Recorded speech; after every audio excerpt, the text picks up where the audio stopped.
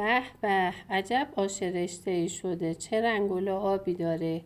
بیاین با هم بریم این آش رشته خوشمزه رو درستش کنیم.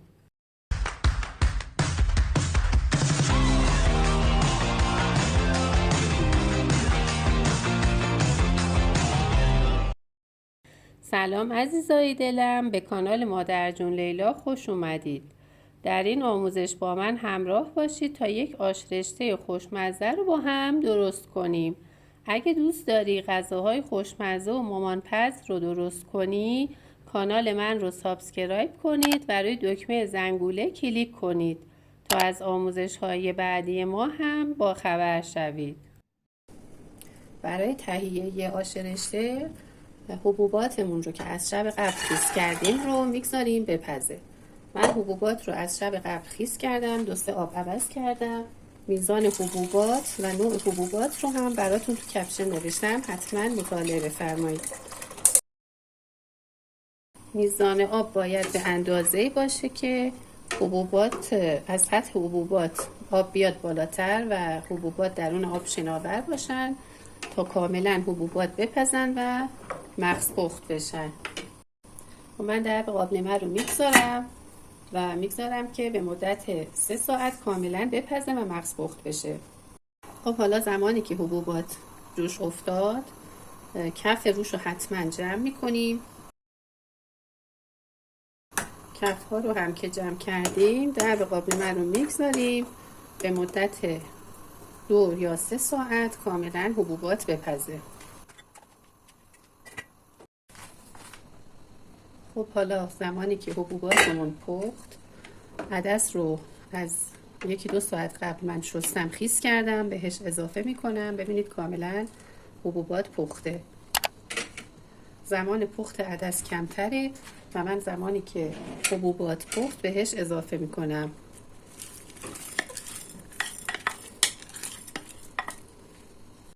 خب حالا بهش فرصت میدم تا عدس هم بپزه. زمان پخت عدس سریع‌تره و معمولا این نوع عدس‌های درشت 1/2 ساعته میپزه.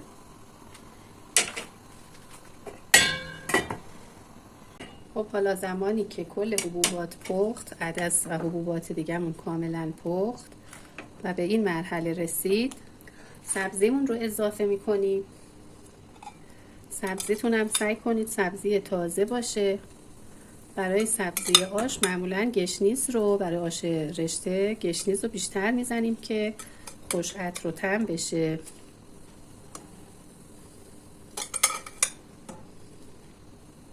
خب حالا تا مدت زمانی که سبزی آش هم میپزه، یک مقداری پیاز داغ من آماده میکنم. برای درون آش 2 عدد پیاز درشت و خلال درشت زدم، پیاز داغ میگیرم باهاش.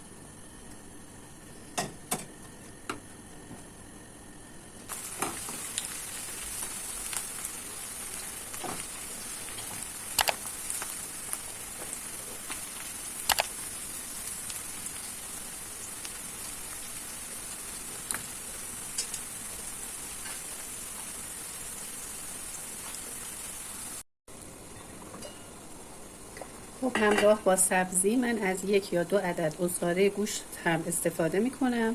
معمولا من از عصاره آب قلم استفاده میکنم. حالا چون نداشتم 1 دونه یا 2 عدد برای این میزان حبوبات و آش 2 عدد از عصاره گوشت استفاده میکنم برای عطر و طعم بهتر آش.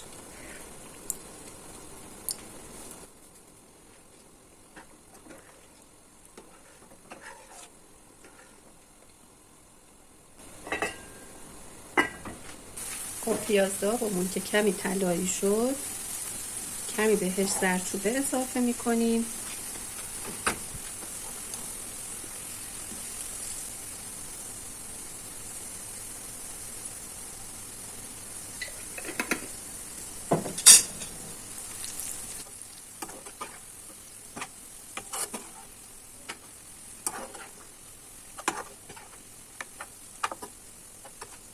خب بوی خامی زردچوبه که گرفته شد و پیاز داغمون طلایی و خوش رنگ شد، زیر پیاز داغ رو خاموش میکنیم.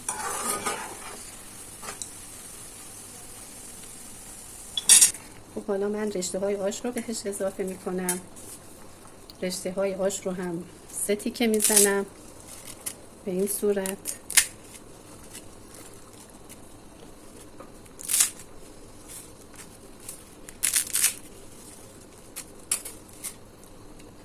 سعی کنید رشته های آش و مواد آش تو اون حبوبات مساوی باشن با هم، نه رشته های آش غالب بر مواد آش باشه، نه حبوبات غالب بر رشته های آش باشه. به میزان لازم رشته های آش رو خرد میکنیم.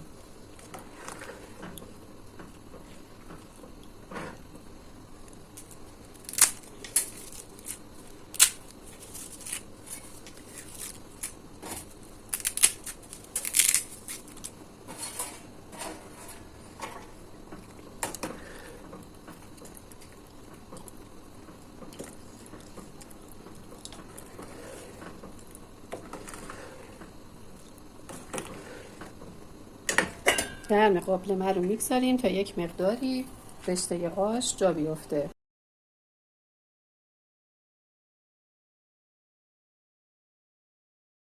خب یک مقدار هم نعنا داغ میگیریم، هم برای داخل آش هم برای تزیین آش. نعنا داغ باید عطرش در بیاد، همونقدر که عطرش در بیاد کافی هست، نباید بسوزه و نباید سیاه بشه. مرتب نعنا داغ رو هم میزنیم با شعله ملایم و زمانی که بوی عطر نعنا داغ در اومد دیگه کافی هست و زیر شعله رو خاموش میکنیم. خب به آش سر میزنیم، نمک آش رو تست میکنیم. من هیچ گونه نمکی تا الان به حبوبات و آش اضافه نکردم به دلیل اینکه رشته آش خودش خیلی نمک داره. خب حالا مقدار پیاز داغی که برای درون آش تهیه کرده بودیم رو به آش اضافه میکنم.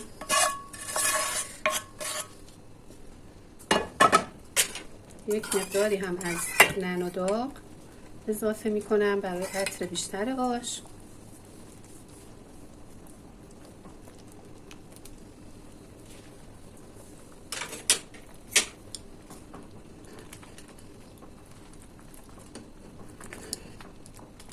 پیاز داغ و نعنا داغ رو که داخل آش ریختیم یک مقداری هم میزنیم، مخلوط میکنیم، در قابلمه رو میگذاریم به مدت فقط چند دقیقه کوتاه آش جا بیفته و قبل از اینکه رشته ها خیلی نباید آب بشه و زیرش رو دیگه خاموش میکنیم. خب آش ما آماده است و من دیگه زیر شعله رو خاموش میکنم.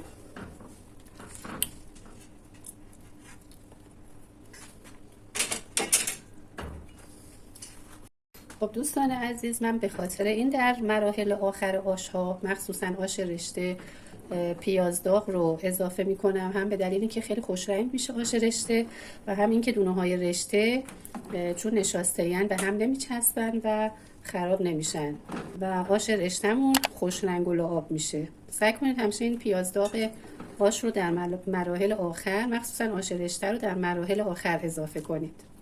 خب یک مقداری هم از پیاز داغ نیاز داریم برای تزیین روی آش. من از پیاز داغ چیپسی که آموزشش رو در پیجم گذاشتم و فریز کردم میخوام بیارم و برای این تزیین این آش استفاده کنم.